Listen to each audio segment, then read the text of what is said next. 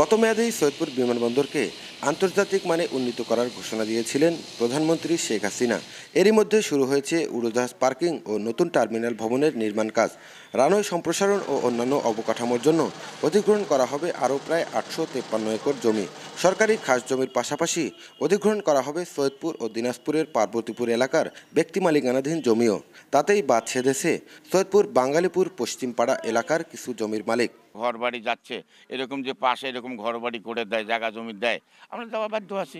আন্তর্জাতিক হওয়ার পরেও যেন আমাদেরকে ঠিক সেইভাবে পুনর্বাসন করা হয় সেরকম জায়গায়। তবে প্রধানমন্ত্রীর ঘোষণা দ্রুত বাস্তবায়ন চান সৈয়দপুরের সর্বস্তরের মানুষ।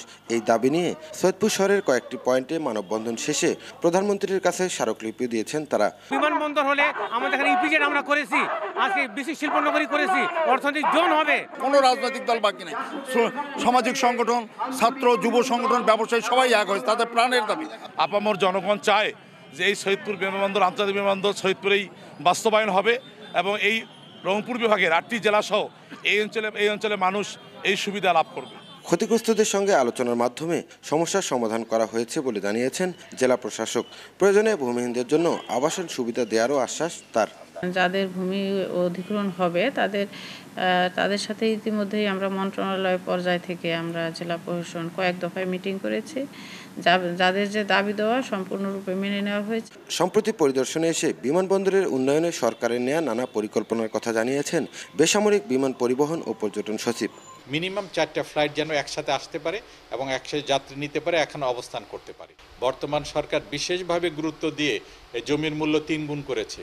আগে বাজার মূল্যে 2 গুণ মূল্য দেওয়া হতো, এখন বাজার মূল্যে 3 গুণ মূল্য দেওয়া হবে। বর্তমানে রাষ্ট্রীয় মালিকানাধীন বাংলাদেশ বিমানের 2টি, ইউএস বাংলার 2টি ও নভোএয়ারের 4টি মিলে মোট 8টি বিমান ওঠানামা করে এই বন্দরটিতে।